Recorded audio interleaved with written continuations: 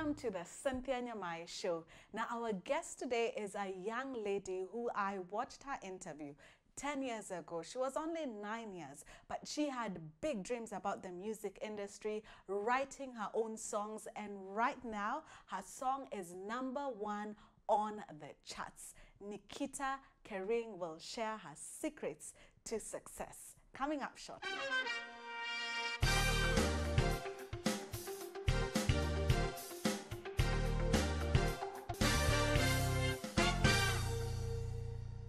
Nikita Kering, thank you so much for joining us today. Every time, when I hear your name, I just think about the X Challenge and that song. Yeah. What inspired that song?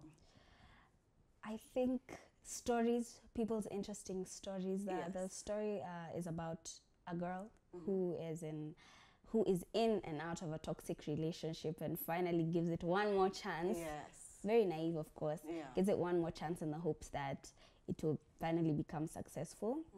The song was actually, the chorus, I actually wrote it perhaps like 1 year ago, a bit more than a year ago. Yeah. And I shoved it on the side because I got stuck when I was writing it. Yeah. Then now, this year when I met my producer, he sang it to me and he's like, wow, we need to finish that song. And I was like, yeah, let's finish the song.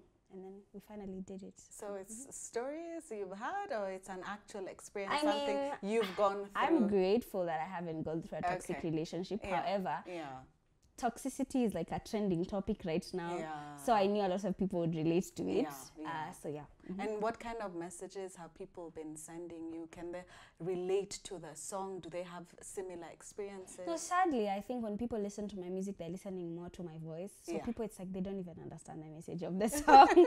Unless they're like actual musicians who have... Now the real musicians have come to me and they're like, oh, the writing is so good. Because I think when I write, I get so poetic with it.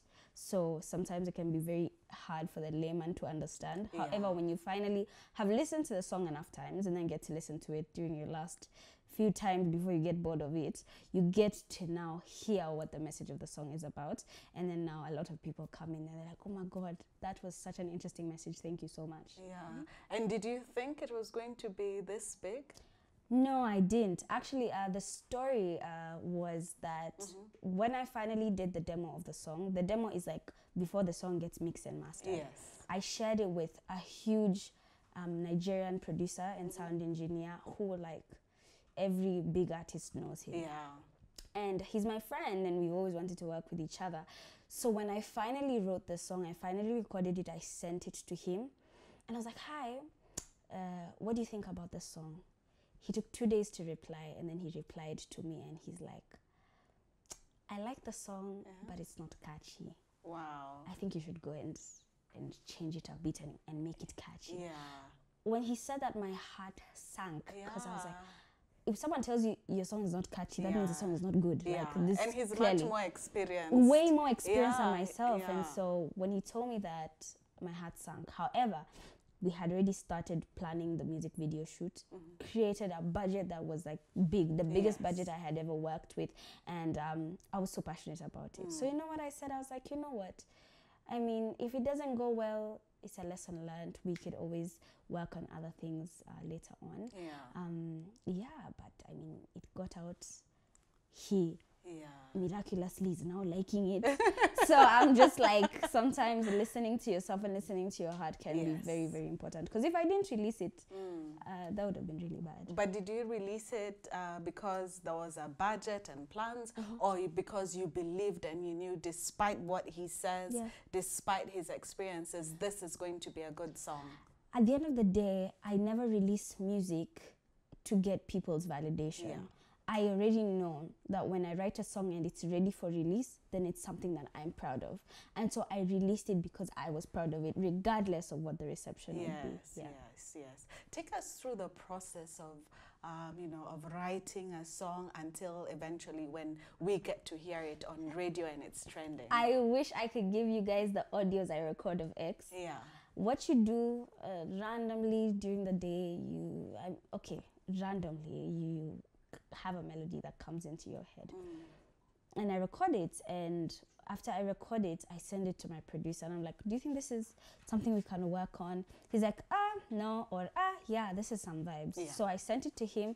After recording, we went to the studio session, recorded the chorus, dumped it, and then you move on to the next. You create like 20 of those different sounds. Then you come back and shortlist them and say, this is something I want to do, or this is something I don't want to do. And then now you get into the recording process, and you write as you record. It just helps you move much faster. Yeah. So it looks like music, or the music industry, is actually a lot of work and takes a lot of discipline. Oh, a lot of discipline and a lot of time, especially because we are a much freer industry. Yes. There are no time restrictions. There are no value restrictions, moral restrictions. There's none of those. Yeah. It's just you and your work, and whether you are a sober-minded person or not, you do whatever you need to do and you figure it out. So it can get a bit crazy. However, I would say your self-discipline and your confidence in what you do is usually the biggest drive. Yeah. I must say I'm quite impressed for a 19-year-old, the discipline, the drive that you have. So I'm a bit more curious. Tell me a little bit about your background growing up and your early years in life. I would say I come from a family of 7. That's including my parents, so 5 kids and my folks. My mom was a creative growing up. Yes. And so for her, she was very, very into making sure that everyone practices a passion. My dad came from a much stricter background. However, he saw that character within my mom and decided to join and support us as much as everything. So I would say they supported us. However, if they're going to support you, the condition is that you have to be extremely disciplined at what you do. You have to work hard and show them that this is something that I want to do. And in return, they invest in your work, which I think a lot of parents should practice and work on doing for their children. So I would definitely say I was not as restricted, but I was forced to be as disciplined as I possibly can, and that continued being drilled into my mind until now. It's become second nature. And you've also studied music? Yeah, I studied music. I did a diploma in business and technology in music. Hopefully I get to do an undergraduate in the future. I have taken time out to do vocal classes so that of course I can develop my vocal ability. However, I don't believe that education is going to sit down in class. Education is the extra effort that you are able to put in to grow your craft and to develop your craft. And so on the side, I made sure that I'm researching as much as possible, not just how to sing. It's more of how to get into understanding contract law, understanding physical fitness when it comes to being a good musician and performance, going into every aspect of music, and that's how then you grow and you're distinct from the rest. Because if I just sit down and believe that I have a beautiful voice and I stay, I'm wasting my time. Yes, that's true. You've just hinted about, furthering your education. So are you thinking of maybe in the future taking a break and going back to school? Oh no, 100%. I would say that I'm likely to go back to school. Do I want to study music purely? I don't think that's something I want to do as of now. I want to get into the business of music because I hope to start my record label in the future. So I want to really dive into business and contract law and music. As of now, that's what I see myself doing. However, we are all growing human beings, and 3 years from today, I could want to study cooking and and culinary art. I don't know. So for now, that's what I want to do. Yes. Do you see yourself collaborating with other artists here in Kenya and also around Africa? You 100%. Mentioned a Nigerian, Yeah. Well, yes, I would love to collaborate. I look forward to a lot of the collaborations that we have already started. I've already started with a couple of artists here in Kenya. However, what I can say is that I think I have a lot to work on with myself and finding myself in the kind of music that I want to do. And so the collaborations are more of an accessory in my career. I am working strictly on myself at the moment, and whatever collaborations come are a blessing, and I'm grateful. However, my focus right now is on myself. I like that the focus is on yourself and growth. The first time I saw you was, I think you were 9 years old. That's the first time I watched your interview, and you were singing then. And you even talked about writing your own songs. From age 9 until now 19, do you see that growth, even the lyrics, the kind of music that you write? Are you seeing, you know, growth? And where do you think you want to see yourself in the next 10 years? I would say the growth has been immense. The growth has been immense because of so many things, but I would say the greatest contributor has been the work that I've decided to put into my craft. If you compare Happy With You, which was my first song that I wrote, to now X, you can tell such a difference, because you tell, first of all, someone who has stepped outside of their comfort zone. You can also tell someone who has been able to pick different aspects and elements within music and brought it into an Afro-pop song, which people don't do a lot. People just sing and the song is done. But I would say more so I have grown mentally as an individual to learn what is important and what isn't, with regards to figuring out how can I financially sustain myself in the industry. I had to learn how to do taxes early, which is like unheard of. It's stress, because you know, as a musician you have so many sources of income, and you're like, I don't know what the hell to do. However, I will say the mental growth is what I'm mostly grateful for. And mental growth is the most important thing in your own career. No matter what you do, you can be 100% successful at it if you put in the work to grow as an individual mentally. Because once you have grown mentally, then everything else comes after.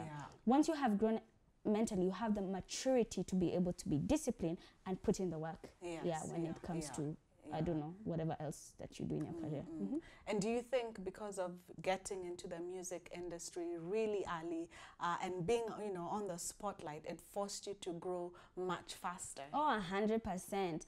I would say there's this side of me that people see.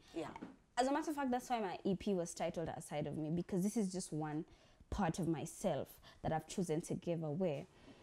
However, people don't know my life with my friends, my relationships, my heartbreaks, if I had heartbreaks. People don't know that side. And for me, the most important thing has been to separate those two things. This is a completely different thing from, so after this, when I come and say I'm going to have lunch with my friends, I'm a completely different person. I'm the same girl they knew 10 years ago, simply because that's what keeps you grounded. The minute I start mixing the two, acting like a celeb when I'm with my friends, or acting like my friends when I'm here, that's when you lose the two, because there's a level of professionalism I have to attain in this specific thing. Without forgetting that I'm still 19 years old. We're going to take a short break, and one of the things, I'm happy you talked about your personal life, because I've watched a lot of your interviews. I've never heard anything about your love life. I'll try and poke you a little bit and find out more about your love life. That is coming up shortly. You've probably heard the song X. It's a buzzing everywhere: TikTok, Facebook, radio stations, TV stations, and today we're glad to have Nikita with us. Now, Nikita, we're getting to the juicy part. This is the juicy part. Tell us a little bit about your love life. Give us an exclusive. So, are you seeing someone? You're the only person who will ever know this. Me and the viewers. I'm very interested in someone, but I'm not seeing them. And do you feel like sometimes also your career takes your time from socializing more with people, because you're running a business? I think what I struggle with the most is seeing people my age. That's why I haven't had a boyfriend. Because I always feel like I'm way ahead mentally and priority wise. I find myself talking about allocation of work and delegation when we're with people my age who are just in uni and stuff, and I'm not going to say that they're immature, yet that's them being the age. Yeah, so they just have a different path. Yeah, they just life. have a different path and different priorities. So yeah, I would think that has been like the challenge. Okay. But I'm not sad about it. Move on regardless. If someone else now in the industry or who has started their own business like me comes along, interesting. But I'm not looking forward to anything, and I'm not repelling anything. So if something happens with that situation, that lucky man who you're interested in, give us the details. I'll be right back here. We'd love to hear the details on that. But you mentioned something about, you know, friendships and hanging out with your friends and so on. How has your career changed your social life? A lot. One, I'm not able to socialize as much as I once did. Because then you figure out someone has different intentions for you. Someone is with you for clout. Someone is catching feelings because I've not posted them on social media. Just petty things like that. So I've just kept a small circle of friends, a very small circle of friends that understand that my job is seriously just my job. And when we hang out, we are good. And you know, the thing is that the fame came gradually, so it wasn't a shock. So I have had friends who have grown with me through that process and gotten to understand why it is I can't do certain things, I can't be at certain places sometimes, why there are places that I'll need security and they can't be there because their security is at risk. Just a number of things. However, I would say I'm satisfied with what I have. I'm grateful because I've gone through it gradually. Have you gone through some hard lessons when it comes to friendships? Oh, 100%. One, you can't just trust anyone with information. Because sometimes they can even be put in a compromising situation whereby, okay, listen, this is 300,000. Tell me Nikita's boyfriend, where he lives. This person will be like, I mean, Nikita, you can always get another boyfriend, so just give me the 3K. You know, that's like the battle, and I don't want to put people through that situation by also giving too much. So I also try my best to limit the amount of information that I'm giving people. Another thing would be just transparency within your relationship, being able to state your struggles, being able to be open when you're not feeling well and when you're going through things. Very, very important. That way you always have true friendships, and then you're vulnerable with each other without giving each other too much information. You've mentioned about the gradual fame. What are some of the things that you like about the fame? Are you comfortable with it, being famous? I'm comfortable being famous. It's a very interesting story. It's like two sides of a coin. There's a bad side of fame where I have to, I can't go out just to anywhere, otherwise they're just asking for pictures, then it's not fun anymore. Or I go out, then everyone now starts advising me. I'm like, I'm just here to have fun. Leave me alone. just tonight. Like everyone seems now, okay, do you know what you should do with your career? I'm like, guys, surely. So there's that. What other not so good side? Then you're not able to always use public transport, so that's costs as hell. Just and small other things, and then I always have to be careful with what I'm doing. I have to be too careful. I can't make mistakes. Yet I'm so young, and those are mistakes that I'm supposed to learn from. So I become too conscious about my mistakes, what I do, where I am, at what time, or I can't say certain things. I always have to be coached on what I can and cannot say, which is important, but sometimes it's so limiting because I'm not able to express my mind perhaps as other people may. But the good side of fame, I get to inspire a lot of people. Can have a platform and be able to speak my mind and have it influence people. Then what other good side? Then like with my endorsements, just getting some free things once in a while. Well, sadly, they're not usually what I want, but that's also fun. And also just the love that you get from people. That's really cool. However, I would say I'm not a very outgoing person. Too outspoken. I only speak when I need to speak. So I don't struggle with too many things, but I also don't like being out there too much, because now you're vulnerable to backlash. I mean, what has Twitter become nowadays? Twitter has just become a hate platform. So I also have to make sure that I'm just low-key, minding my own business, making my music and releasing it, and that's it. So that's how you've managed to keep your life But then minding your business is very important. Realizing that we're not in the best world, and then taking that and simply only talking about things you need to talk about, very important. Because let me tell you, you can't say the right things. When you start speaking too much, 10% of what you say will just people will always find something to say. Look at it the wrong way. I'm not ready for that. I just want to be a kid and have fun. That's it.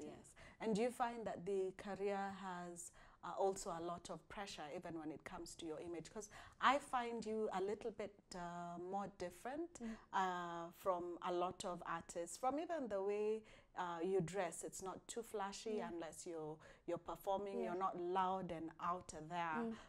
We don't see scandals that people try to use to make themselves known and to even make more sales.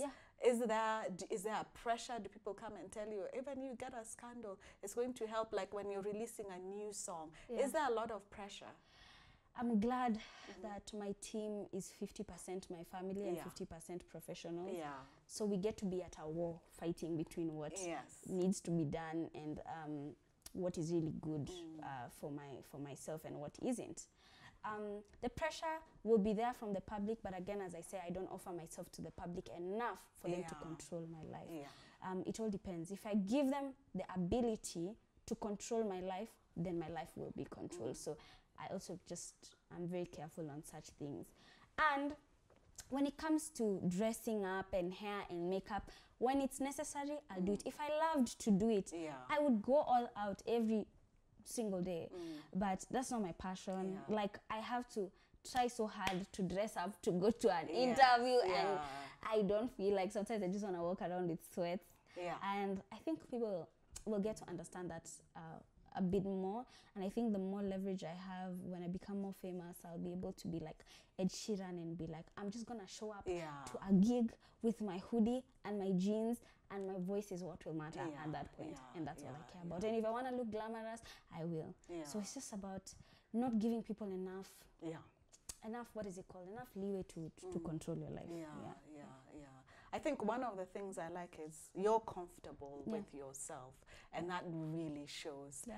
It goes even just beyond, confidence. You're comfortable with who you are, and that will also make people accept you as you are. And the other thing is that it's your music.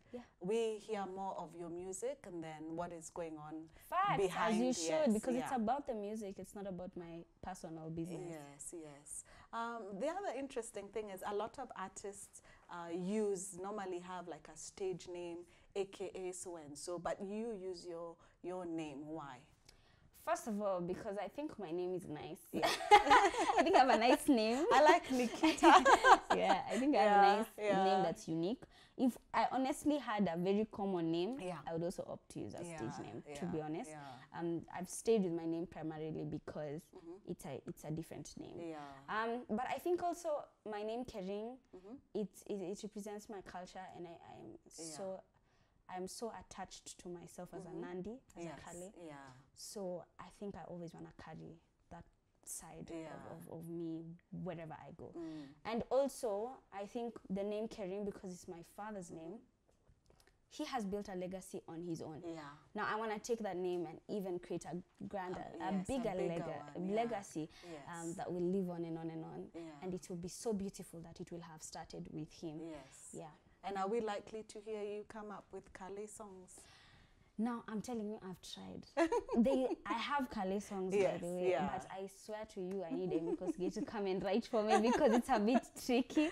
I think when I do my album finally, when I do an actual album, a full album, I will have like Kale interludes, because I love the language and I love the culture. I love singing in Kale.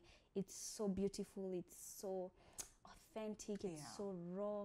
That's something I really want to do, but I'm such a perfectionist to the point where I will not allow myself to do it until I'm good at it. So we'll be able to find a balance. Maybe I can look for some writers or something. This is a challenging and an interesting time for artists and even the entertainment scene because of COVID-19. People can't perform and travel as much as before. What are some of the things you're doing to mitigate this challenge? Well, the travel thing has been an issue actually, because there's so many things I wanted to do abroad this year that I haven't been able to do, and also last year, and some award ceremonies that were cancelled, etc. What we have had to do is figure out another way to take over. Yes. The internet has become such a big thing. It's almost our lives. It's our everyday lives. So what do? You forget that there's a humongous problem and choose to be solution oriented. You can't always be on the problem. Oh, COVID, oh, COVID, oh, COVID. If we do that, you end up talking about COVID more than you're making money from it. So what do? You don't become like COVID millionaires. What you do is become a millionaire during COVID and figure out how to make the internet your friend.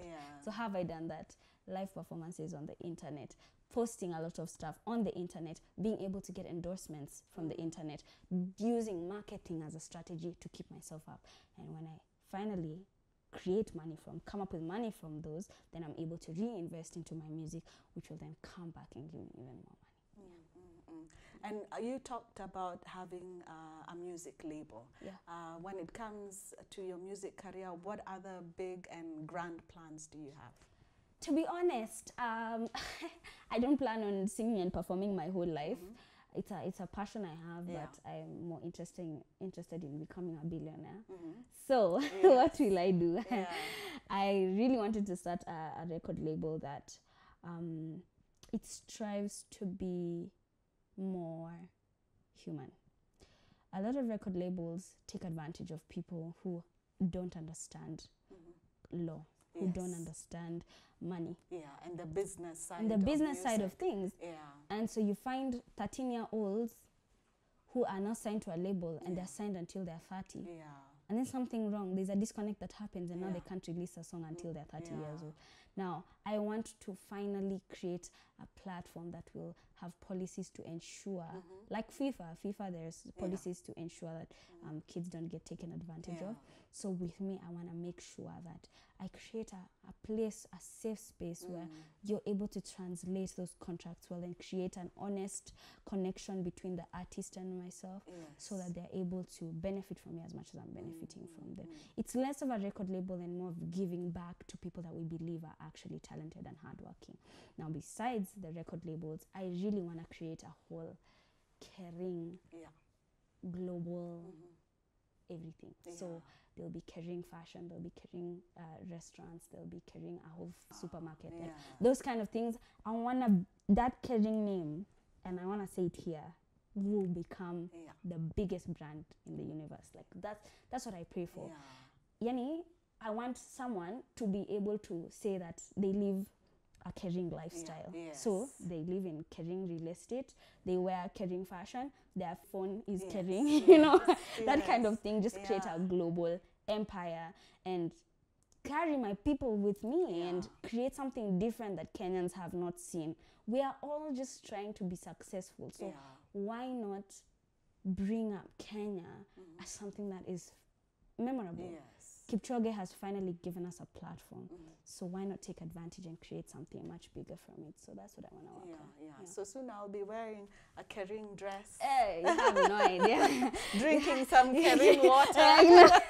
Exactly. Wow. You never know, maybe Kering get his mind. I'm joking. I love that. I'm joking. I love the big dreams. You never know, you might just buy them off one day. You don't know. Yes, but you also studied drama. Yeah, I did. Are you How also, did you know that? I did my homework. Or maybe I've been stalking you. I'm scared. I'm such a fan. So. Maybe you've been dancing standing outside my gate. And so are you planning to also get into the film industry or acting? 100%. I want to become a whole triple threat. Before the X video, guys, me and dancing. Like this. But I challenged myself. I practiced. And I was able to dance. So I broke one.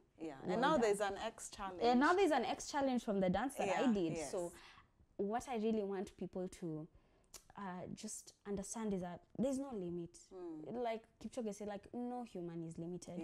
It's your mind that limits you. It's yourself that limits yourself. So from that, I really want to practice drama, get into film, get into probably a blockbuster film by the time I'm 25. I want to have done like 3 blockbuster films.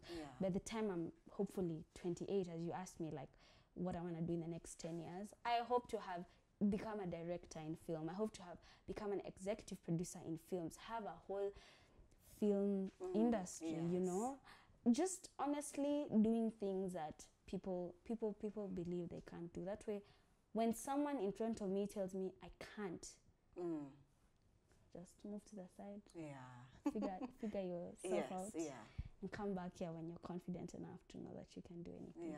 I hope there'll also be a book. It will be inspiring. I know, to read right? about I would you. love to do a book as well, but I think I have a lot to learn. I still have a lot to learn as an individual. And the best thing I can do is create memories from what I'm doing now, write them down, record them. That way when I'm 50 or 60 and I've created what I wanted to create, then there's so much to look back at and there's so much to learn from. And I'm not, I'm so far from perfect. I'm so far from where I wanted to be when I was 19. So the best I can do, learn the lessons that I'm learning now and only get better from them. I need to check your ID if you're really 19. I mean, you're so inspiring. Look, I wish good these thing are my things I ID knew looks good. when I was 19. Some of the things you're talking about, I found out in my 30s. So we need to check your ID. But thank you so much for joining us today. Unfortunately, we do not have a lot of time, so we come to an end here. We'll probably have a part 2 when you're launching your water or one of your products, your clothesline or even makeup. And we look forward to having you again. I'm glad. Thank you so much for having me. Thank you. You had it from Nikita Kering. I like it. There is no limit. You can do anything. But one of the important things that she talked about at the beginning is discipline. Discipline, honing your skills. Success doesn't just come by accident. Thank you so much for joining us today, and see you next week.